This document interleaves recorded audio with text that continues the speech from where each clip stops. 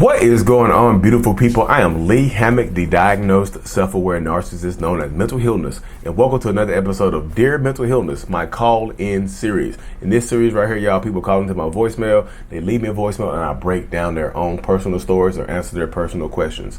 So, today's caller, short and sweet to the point, says, hey, everything is good until it's not. I keep getting love bombed and discarded, love bombed and discarded, love bombed and discarded. So I'm going to play her voicemail. I'm going to break it down after y'all. Stay tuned, like, and subscribe. All right, so here's the voicemail, y'all. Listen up carefully and then stay tuned for the breakdown. Okay, perfect.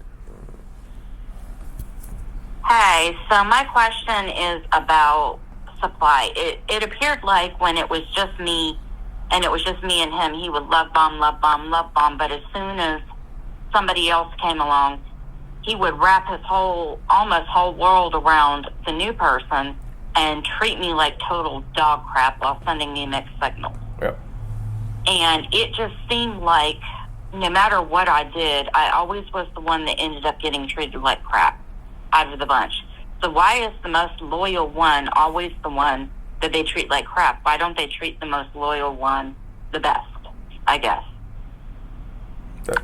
Told y'all, short and sweet to the point. Y'all heard that? Stay tuned for my breakdown. So, welcome back, y'all. So, if you made it this far, thank you so much for tuning in. Like I said, I'm going to leave the voicemail number so y'all can call in with your voicemails at the end and whatnot. But love bombing until everything is good until it's not. This is a common theme when you're in a toxic relationship with a narcissist or a toxic person, y'all. This is how it goes. Like, the love bombing phase is intense. The love bombing phase is intense. They give you everything they want, everything that you want and need, and that gets you hooked. That gets you hooked to them, like a damn, like pretty much like an addict. Like, you want another hit. You love this love bombing phase so much, you want another hit. You need another hit of this love bomb from the love bombing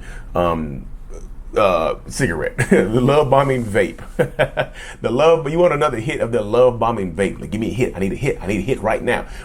You puff on it and you're like, woo. You know how you puff, make the little symbol, you make the little shapes with the smoke. This is what happens. It's like, woo, and then like a little heart comes out, a little heart, and then it blows up because it's love bombing and whatnot.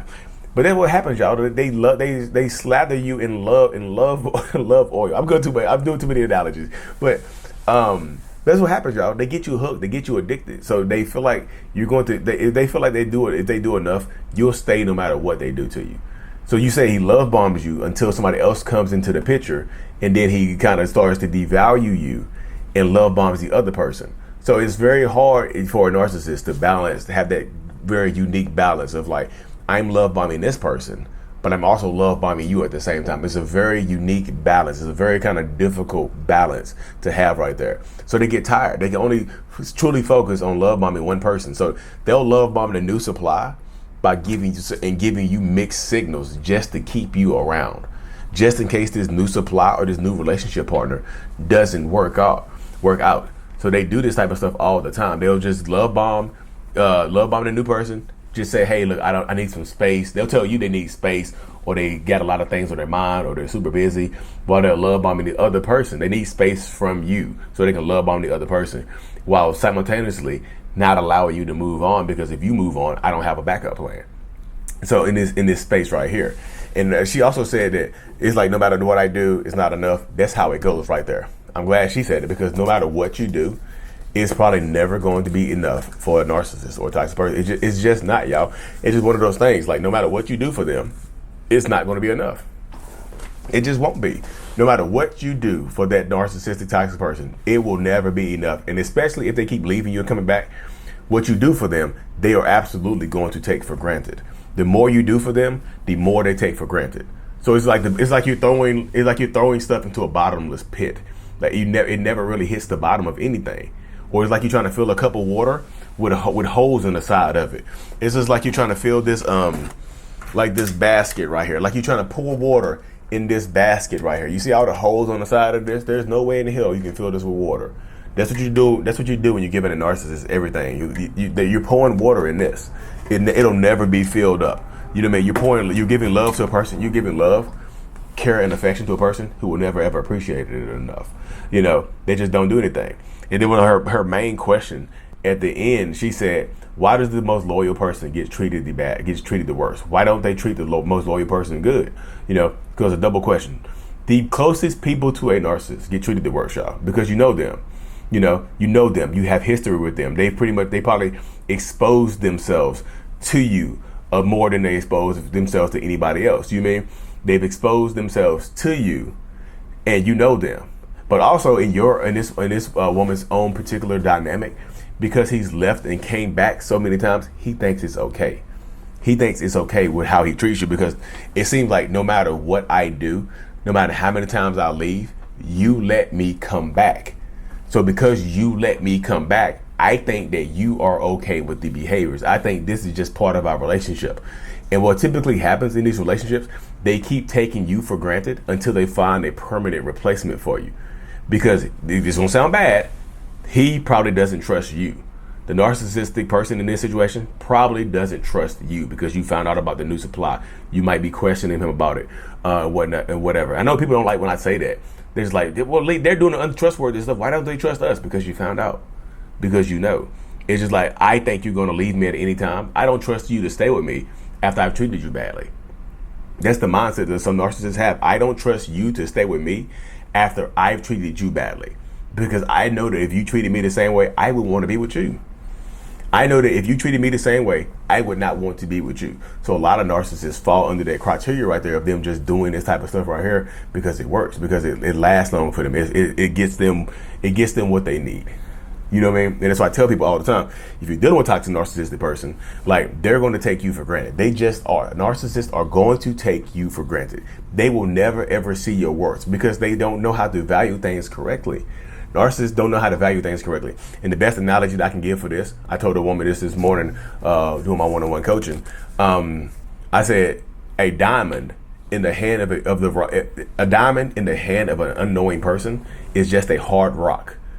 A diamond, a literal 100-carat diamond, whatever, 100-carat clear diamond in the wrong hands is just a hard rock, a hard, pretty rock that they can throw and it doesn't break. It can cut stuff.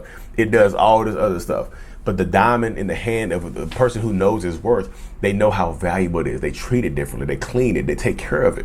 You mean, some people are always going to look at you as a hard, pretty rock. And some people are going to look at you as a priceless diamond. Narcissists are the people that look at you as the hard, pretty rock. You won't ever reach your full potential, or they won't ever see your full worth. And because they feel like they can treat you any type of way, because you're loyal to a fault, because you're a ride or die, they're going to treat you badly because you put up with it. And this is me just being direct, because you deal with it, because you're willing to deal with it, they're going to do it. Why would they change? It's just like this right here, y'all. Why would they change their behaviors if they keep getting rewarded for it? Why, if I leave, I get to come back? Why, if I leave you for somebody else and treat you badly and give you these mixed signals? They're not really mixed signals, y'all. These are direct signals. You just might be misreading them.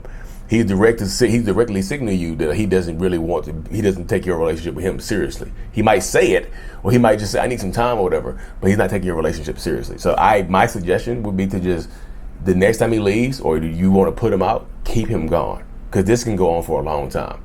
Years, decades. And then what happens, a lot of times what I see happen, they leave you for somebody else, and they leave you broken, and you still reach out to them. I did this for you, I did that for you. And they'll just say, I didn't ask you to do that.